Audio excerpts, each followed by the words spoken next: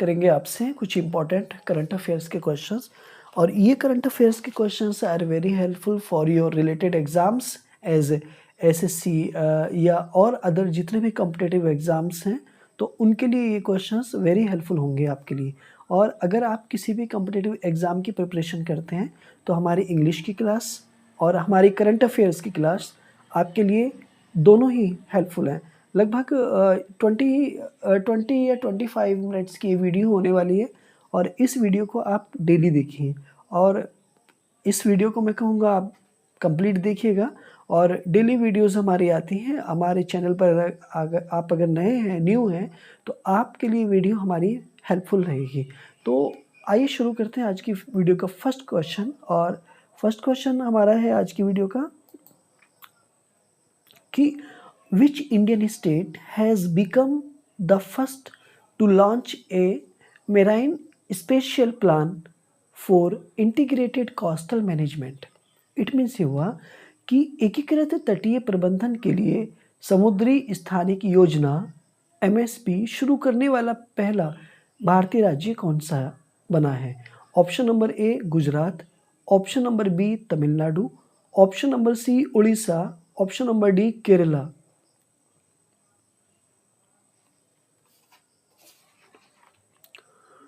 तो इस क्वेश्चन का करेक्ट आंसर हो जाएगा option number C Tamil Nadu, sorry option number C Orissa. It means यहाँ पर ये क्वेश्चन है कि देखिए एकीकृत तटीय प्रबंधन के लिए जो भी समुद्री के स्थानिक है यानी योजना है, उसको शुरू करने वाला इंडिया का पहला स्टेट बना है उड़ीसा। ओके, देखिए गुजरात इंडिया का जो वेस्टर्न एरिया है वहाँ का एक स्टेट है, और गुजरात की राजधानी है गांधीनगर। तमिलनाडु जो है वो भारत इंडिया का दक्षिणी स्टेट है, साउथ स्टेट है, और तमिलनाडु की राजधानी है एक तरह से चेन्नई। ओके, और भारतनाट्यम जो है एक शास्त्रीय नृत्य है वो तमिलनाडु का है, जबकि उड़िया जो एक तरह से भाषा भी है, ठीक है, लैंग्वेज भी है, और उड़ीसा का एक जो शास्त्रीय नृत्य है वो भी एक तरीके से उड़ीसा ओडिसी, ठीक है। और केरला का जो है वो है कथकली, भारतनाट्यम, ठीक है, यानी कि शास्त्रीय जो लोक नृत्य है वो है केरला का कौन सा, कथकली। जबकि कुचिपुड़ी जो है वो आंध्र प्रदेश का है, और कथक जो है वो उत्तर प्रदेश का है। दोबारा से ध्यान से सुनो, कथक उत्तर प्रदेश, कथकली केरला, ओडिया उड़ीसा, ठीक है, और भारतनाट्यम तमिलनाडु, ओके, और कुचिपुड़ी आंध्र प्रदेश, और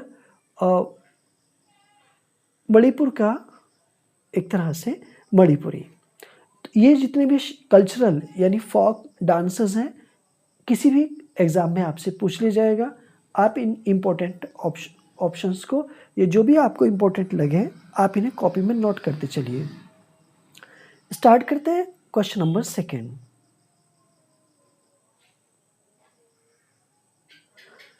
where was the joint military exercise Dustlik 2026 conducted between India and Uzbekistan? It means ये हुआ भारत और उज्बेकिस्तान के बीच संयुक्त सैन्य अभ्यास डस्ट लीग 2026 को कहाँ आयोजित किया गया? Option number A Tashkent, option number B Namangan, option number C New Delhi, या ऑप्शन नंबर डी समरकंद।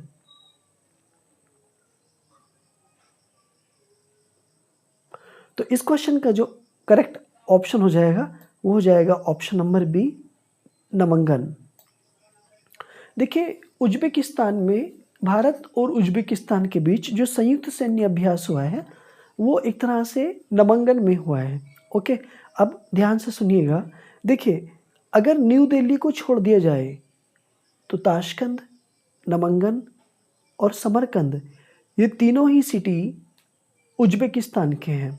यहाँ तक कि उज्बेकिस्तान एक एशियन कंट्री है जो रसिया के पास में है, जैसे उज्बेकिस्तान, तजाकिस्तान, कजाकिस्तान, तुर्कमेनिस्तान, ये सारे कंट्रीज़ जो हैं एक टाइम पे रसिया का हिस्सा होते थे, बट बाद में ये एक अलग कंट्री बना और यहाँ पर एक तरह से इंडिया एंड उज्बेकिस्तान के बीच में एक संयुक्त कॉमन सोल्जर प्रैक्टिस होने वाली है, जिसका नाम दिया गया है डस्ट लीग 2026।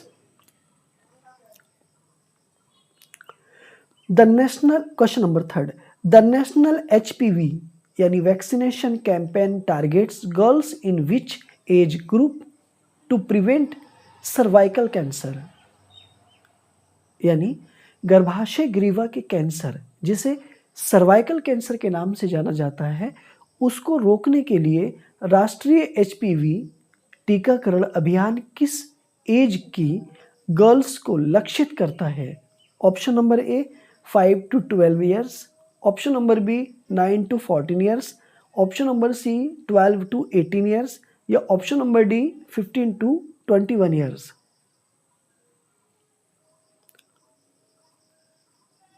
करेक्ट ऑप्शन इस क्वेश्चन का जो करेक्ट ऑप्शन बनेगा वो बनेगा ऑप्शन नंबर बी, यानी 9 to 14 ईयर्स। देखिए, गर्भाशय जो सर्वाइकल कैंसर होता है वो जनरली एक तरह से फीमेल के लिए सर्वाइकल कैंसर के ज़्यादा चांसेस होते हैं, और जनरली ये जो एज की डिमांड करता है वो 9 से लेकर के जो 14 ईयर्स की जो गर्ल्स होती हैं उनमें ये डिसीज़ के पैदा होने के ज़्यादा चांसेस होते हैं। यानी जो हमारे साइंटिस्ट हैं उन्होंने इसको रोकने के लिए एक वैक्सीन की शुरुआत की है, और जो HPV नाम की एक वैक्सीन है जो 9 to 14 ईयर्स की गर्ल्स को लगाने के लिए या उनको इस डिसीज़ को रोकने के लिए इस वैक्सीन का यूज़ करना है। तो आपका करेक्ट ऑप्शन हो जाएगा 9 to 14 years. National startup day is celebrated every year in India on which date? It means India में every year national startup day किस डेट को सेलिब्रेट किया जाता है? ऑप्शन नंबर ए 14 जनवरी, ऑप्शन नंबर बी 15 जनवरी, ऑप्शन नंबर सी 16 जनवरी, option number D 17 जनवरी। इस क्वेश्चन का करेक्ट आंसर हो जाएगा ऑप्शन नंबर सी 16 जनवरी। यानी इंडिया में every year national startup day को 16 जनवरी को सेलिब्रेट किया जाता है एवरी ईयर। जनरली अगर हम देखें तो एक तरह से 23 जनवरी को पराक्रम डे सेलिब्रेट किया जाता है, ओके, और 25 जनवरी को एक तरह से वोटर डे सेलिब्रेट किया जाता है, यानी मतदाता दिवस की जिसे कहते हैं। तो ये दोनों डेटें आप याद रखनी है। नंबर 1 23 जनवरी को पराक्रम दिवस डे और 25 को वोटर डे यानी मतदाता दिवस, और 30 जनवरी को मार्टरडम डे यानी शहीद दिवस के नाम से भी जानते हैं।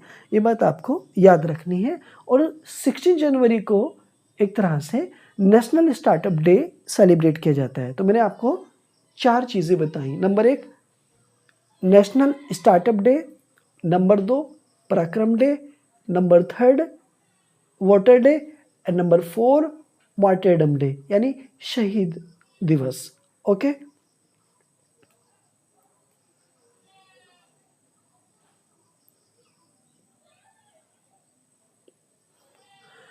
Which organization has developed the indigenous Astra Mark II missile? यानी क्वेश्चन नंबर 5 है कि इंडिया के किस संगठन ने स्वदेशी अस्त्र mark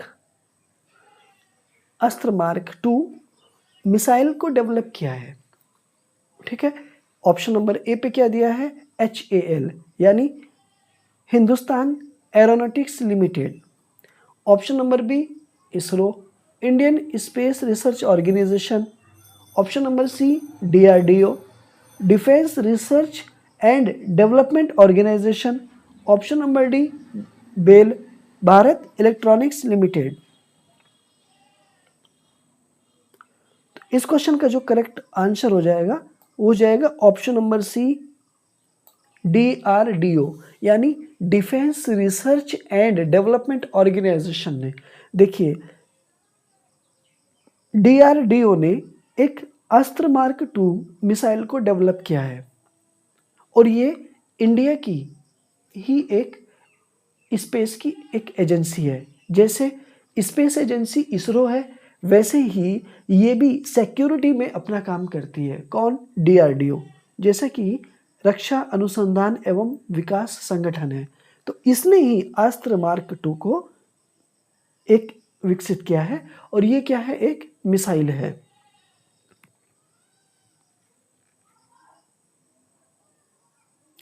question number 6, which state government has announced the development of the Indo-Taiwan Industrial Park? Bharat के किस राज्य की सरकार ने इंडो ताइवान इंडस्ट्रियल पार्क को डेवलप करने की ये डिक्लेरेशन किया है? ऑप्शन नंबर ए महाराष्ट्र ने, ऑप्शन नंबर बी गुजरात ने, ऑप्शन नंबर सी तमिलनाडु ने, या option number D Andhra Pradesh ने।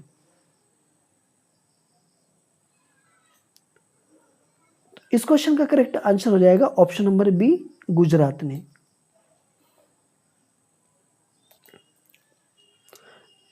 यानी गुजरात राज्य ने इंडो ताइवान इंडस्ट्रियल पार्क को डेवलप करने की डिक्लेरेशन की है।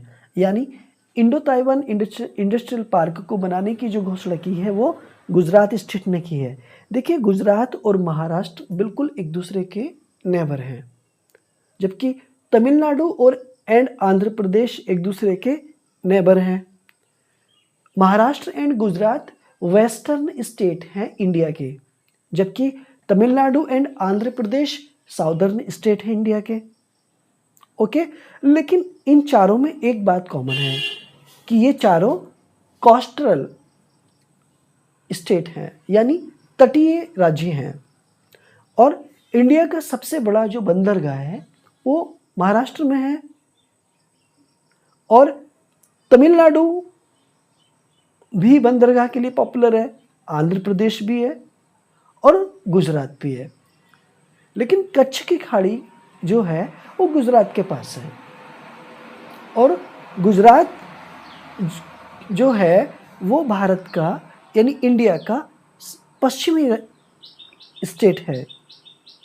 ओके, और गुजरात की कैपिटल जो है वो गांधीनगर है।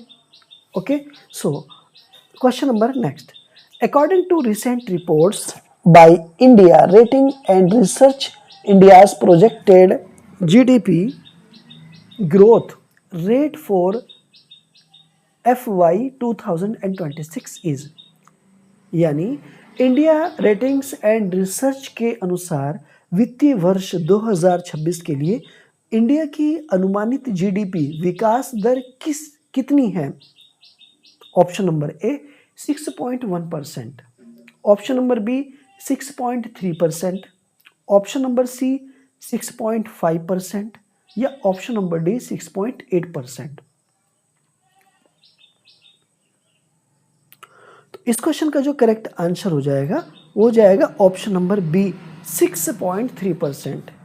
यानी वित्तीय वर्ष 2026 के लिए भारत की अनुमानित GDP general domestic product, general domestic progress, उसकी जो विकास दर है वो है 6.3%।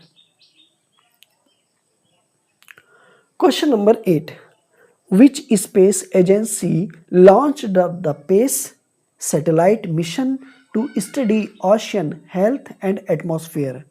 ऑप्शन नंबर यानी महासागर के स्वास्थ्य और वायुमंडल का अध्ययन करने के लिए किस अंतरिक्ष एजेंसी ने पेस उपग्रह मिशन लॉन्च किया? Option number A ISRO, option number B ESA, option number C NASA, या ऑप्शन नंबर डी जाक्सा। तो इस क्वेश्चन का जो करेक्ट आंसर हो जाएगा वो हो जाएगा ऑप्शन नंबर सी नासा। देखिए नासा, सबसे पहले बात, नासा एक अमेरिकन एजेंसी है। किसकी एजेंसी है? अमेरिका की। कैसी एजेंसी है? स्पेस की।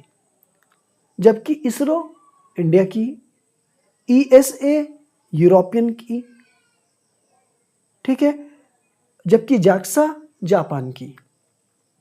आई होप ये बात क्लियर आपको समझ में आ गई होगी। जबकि नासा ने ही महासागर के स्वास्थ्य और वायुमंडल का अध्ययन करने के लिए एक एजेंसी तैयार की है, जो पेस उपग्रह मिशन लॉन्च किया है उसने। तो यहां पर नासा को आप याद रखेंगे। Who has been appointed as the MD and CEO of the Open Network for Digital Commerce, ONDC? Open network for digital commerce. Open network for digital commerce के प्रबंध निदेशक, एमडी और मुख्य कार्यकारी अधिकारी, सीईओ के रूप में किसे नियुक्त किया गया है? Option number A T Koshy को, option number B Vibhor Jain को, option number C Manoj Mittal को, या option number D Ritesh Tiwari को।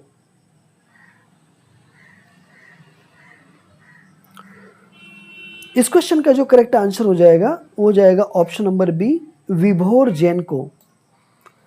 यानी विभोर Jain open network for digital commerce के नए एमडी एंड सीईओ के रूप में नियुक्त किया गया है। यानी उनको एमडी भी बनाया गया और उनको सीईओ भी बनाया गया। किसका? ओएनडीसी का। और ओएनडीसी बोले तो open network for digital commerce. The government has extended the subsidized ration distribution scheme PDS until which year? It means सरकार ने सार्वजनिक वितरण प्रणाली राशन योजना को किस वर्ष तक के लिए बढ़ा दिया है? Option number A 2028, option number B 2030, या ऑप्शन नंबर सी 2031, या ऑप्शन नंबर डी 2035। इस क्वेश्चन का जो करेक्ट आंसर हो जाएगा वो हो जाएगा ऑप्शन नंबर सी 2031। यानी 2031 तक इंडिया ने जो पीडीएस है, यानी पब्लिक डिस्ट्रीब्यूशन सिस्टम, जो राशन योजना है उसको बढ़ा दिया है। Okay. Which country became the first to successfully convert carbon dioxide यानी CO2 को into food components? कौन सा ऐसा देश है जिसने कार्बन डाइऑक्साइड को फूड कंपोनेंट्स में सफलतापूर्वक बदलने वाला पहला कंट्री बन गया है? यानी वर्ल्ड का वो पहला कंट्री जिसने CO2 को खाद्य घटकों में बदलने में सफलता पाई है। Option number A USA, option number B India, option number C China, या ऑप्शन नंबर डी जापान।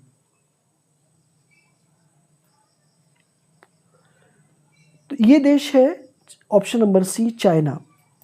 यानी चाइना वर्ल्ड का ऐसा पहला कंट्री बन गया है जिसने CO2 को फूड कंपोनेंट्स में सफलतापूर्वक बदलने में सफलता हासिल की है।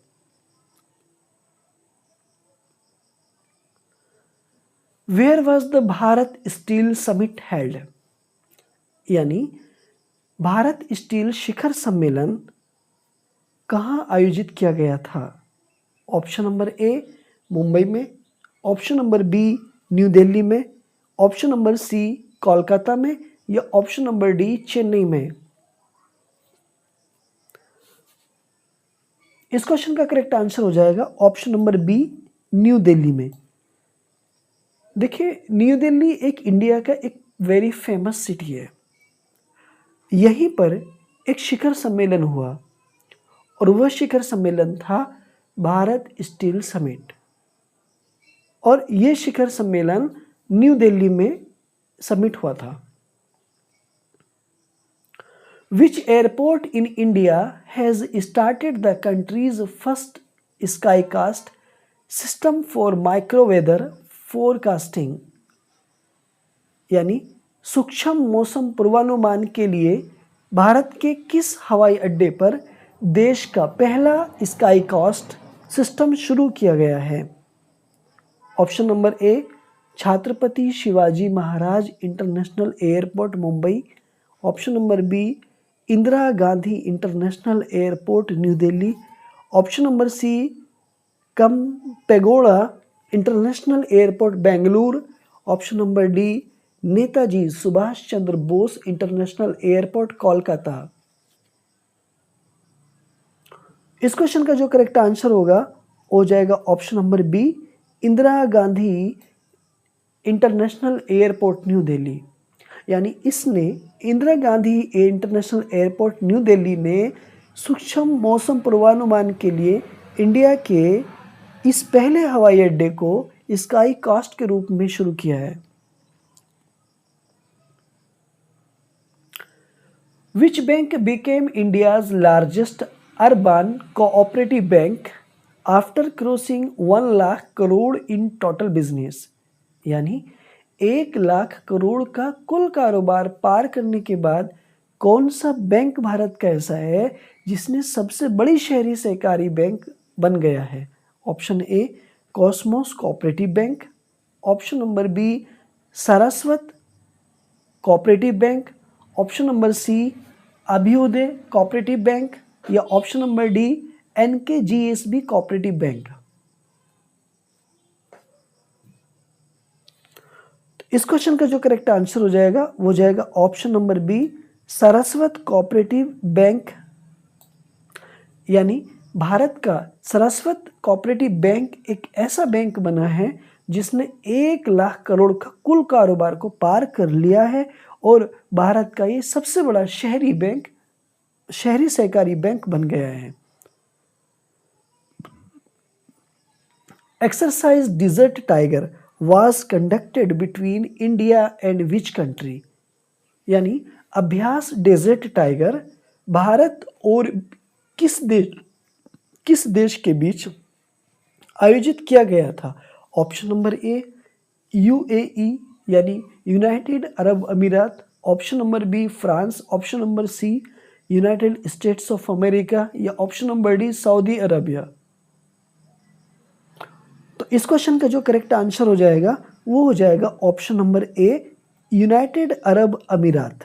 यानी संयुक्त अरब अमीरात विश्व का एक ऐसा देश बन गया है जहां पर अभ्यास डेजर्ट टाइगर को भारत और UAE के बीच में आयोजित किया गया था। ओके, अभ्यास डेजर्ट टाइगर को।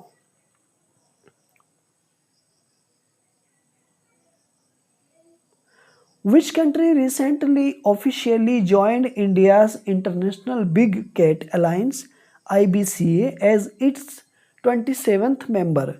हाल ही में कौन सा देश भारत के इंटरनेशनल बिग कैट अलायंस में 27वें सदस्य के रूप में आधिकारिक तौर पर शामिल हुआ है? Option number A, Nepal. Option number B, Bangladesh. Option number C, Sri Lanka. या ऑप्शन नंबर डी, केन्या।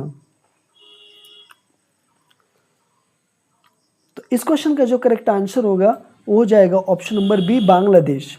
यानी विश्व में बांग्लादेश एक ऐसा देश है जिसने हाल ही में भारत के इंटरनेशनल बिग कैट अलायंस में 27वें सदस्य के रूप में आधिकारिक तौर पर शामिल हुआ है। तो याद रखेंगे बांग्लादेश।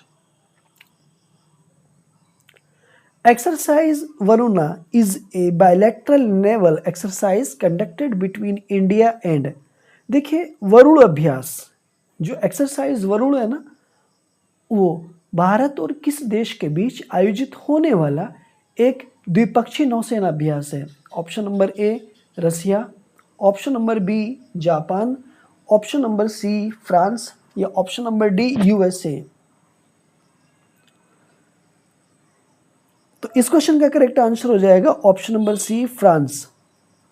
यानी देखिए फ्रांस विश्व का एक ऐसा देश है जिसने एक्सरसाइज वरुण को फॉलो किया है और इंडिया और फ्रांस ने एक्सरसाइज वर्ल्ड को फॉलो किया। और ये क्यों फॉलो हुआ है? ये हुआ है हमारी जो नौसेना है यानी नेवी है उसको इम्प्रूव करने के लिए दोनों देशों के बीच। ओके, रसिया वर्ल्ड का एक ऐसा देश है जो आज भी क्षेत्रफल की दृष्टि से सबसे बड़ा देश है और यूरोप और एशिया दोनों महाद्वीप के अंदर आता है। जबकि जापान एक विश्व का ऐसा देश है जिसे निप्पन कहा जाता है, उगते सूर्य का देश कहा जाता है, ठीक है, और जो 4 द्वीपों पर बसा है, होकेडो, होन्शु, क्यूशु। ओके, और उसके बाद फ्रांस। फ्रांस एक ऐसा देश है जो एशिया महाद्वीप के बीच के बिल्कुल बॉर्डर पर है और यूराल पर्वत के बिल्कुल पास में है। जबकि यूएसए दुनिया का एक ऐसा देश है जो उत्तरी अमेरिका महाद्वीप का एक देश है। Okay, so question number next, who is the current chief of the army staff? Chief of the army staff of India यानी भारत के वर्तमान में थल सेनाध्यक्ष कौन है?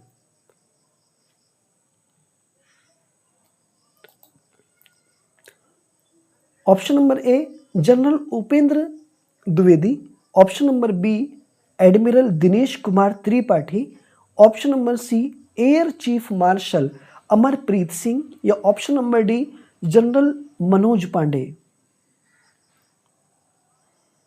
इस क्वेश्चन का करेक्ट आंसर हो जाएगा option number A general, option number A general Upendra Dwivedi. Okay, यानी जनरल उपेंद्र द्विवेदी पहले चीफ ऑफ द आर्मी बने हैं, यानी भारत में वर्तमान में जो थल सेना के अध्यक्ष हैं वो है general Upendra Dwivedi. Okay, Which city hosted the Global Capability Center Conclave on Innovation? यानी इनोवेशन पर आधारित ग्लोबल कैपेबिलिटी सेंटर कॉन्क्लेव की मेज़बानी किस शहर ने की? Option number A Hyderabad, option number B Bengaluru, या ऑप्शन नंबर सी पुणे, या option number D New Delhi. इस क्वेश्चन का जो करेक्ट आंसर होगा वो हो जाएगा ऑप्शन नंबर बी बेंगलुरु, यानी इंडिया का बेंगलुरु यानी कर्नाटक राज्य की एक ये कैपिटल भी है और कर्नाटक राज्य का एक वेरी वेरी पॉपुलर सिटी है। ओके, जिसको हम वेलिकन घाटी यानी सिलिकॉन घाटी के नाम से भी जानते हैं और टेक्नोलॉजी में इस सिटी का बहुत बड़ा रोल है। तो इनोवेशन पर आधारित, इनोवेशन मतलब नई शुरुआत किसी चीज़ की, ग्लोबल कैपेबिलिटी सेंटर कॉन्क्लेव की मेज़बानी बेंगलुरु शहर ने की है भारत की ओर से। Question number 20, which state launched the green hydrogen policy to boost clean energy investments? यानी स्वच्छ ऊर्जा निवेश को बढ़ावा देने के लिए किस राज्य ने हरित हाइड्रोजन नीति ग्रीन हाइड्रोजन पॉलिसी शुरू की है? Option number A Rajasthan, option number B Maharashtra, option number C Uttar Pradesh, या ऑप्शन नंबर डी गुजरात। तो इस क्वेश्चन का जो करेक्ट आंसर हो जाएगा वो हो जाएगा ऑप्शन नंबर डी गुजरात, यानी गुजरात स्टेट इंडिया का एक ऐसा स्टेट है जिसने क्लीन एनर्जी पॉलिसी को यानी ग्रीन हाइड्रोजन पॉलिसी को बढ़ाने के लिए स्वच्छ ऊर्जा निवेश को बढ़ा दिया है। यानी स्वच्छ ऊर्जा निवेश को बढ़ाने के लिए गुजरात एक ऐसा वो राज्य है जिसने हरित हाइड्रोजन पॉलिसी की शुरुआत की है।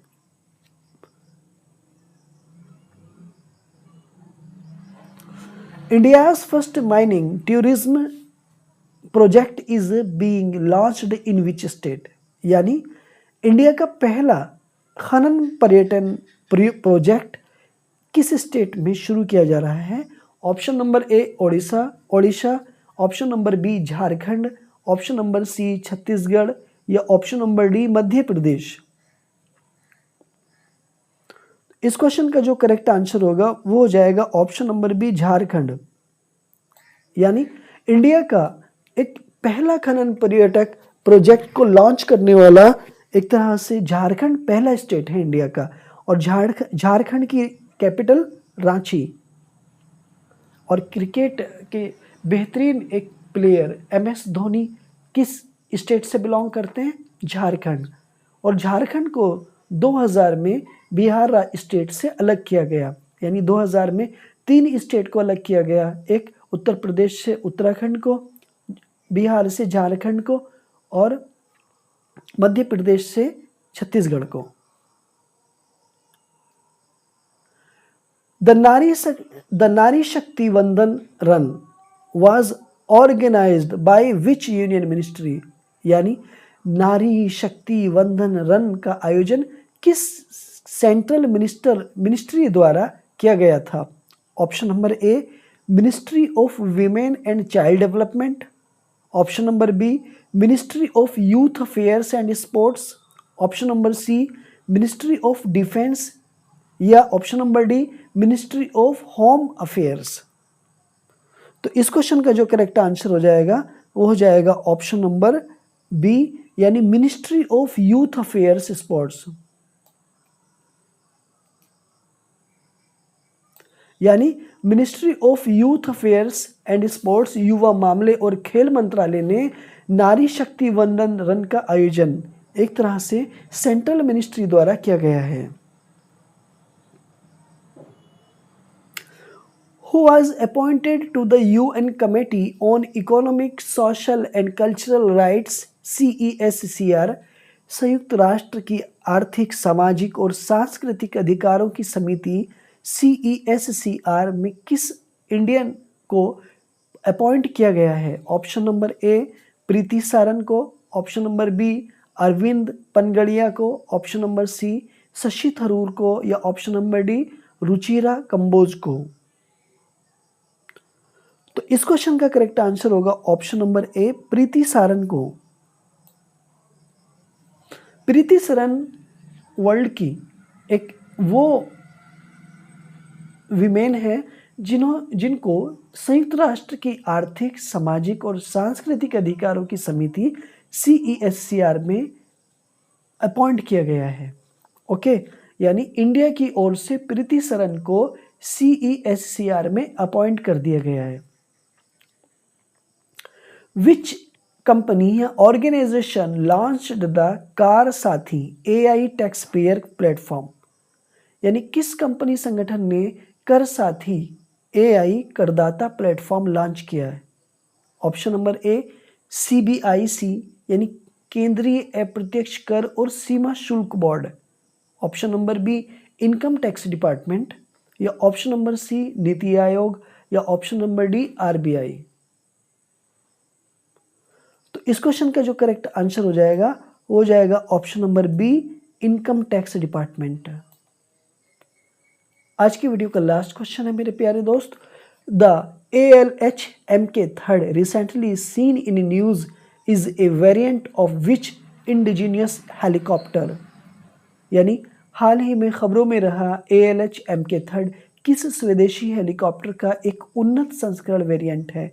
Option number A Rudra, option number B Dhruv, option number C Cheetah, या ऑप्शन नंबर डी प्रचंड। तो इस क्वेश्चन का करेक्ट आंसर होगा ऑप्शन नंबर बी ध्रुव। यानी ध्रुव एक वह है जिसने ALH Mk3 को एक हेलीकॉप्टर को उन्नत करने में हेल्प की है। ओके, तो वो हेलीकॉप्टर जो है वो एक तरह से ध्रुव नाम का है। I hope these questions are very helpful.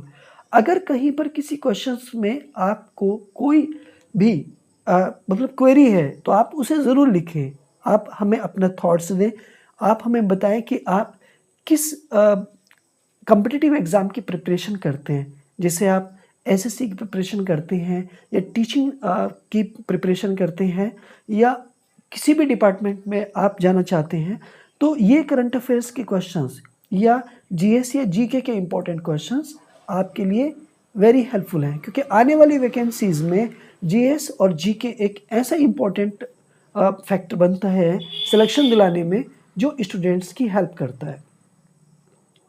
तो ऐसे ही क्वेश्चंस को आप सीखने के लिए, बार बार जानने के लिए, आप किसी भी क्वेश्चंस को बार बार देखें, बार बार पढ़ें और बार बार उसे अच्छे से समझें, तब जाकर के आप किसी भी एग्ज़ाम को क्वालिफाई करने में आपको ये चीज़ बहुत ज़्यादा हेल्प करेगी। मुझे उम्मीद है कि ये सारी बातें आपको बड़ी अच्छी लगी होंगी। अगर अच्छी लगी हैं तो इस वीडियो को आप एक बार और ज़रूर देखना। अगर नए हैं तो चैनल को ज्वाइन कर लेना और वीडियो को लाइक करके दोस्तों में भी शेयर करना। मिलता हूँ मैं आपसे इसी तरह की नेक्स्ट वीडियो में। Thanks for watching this video.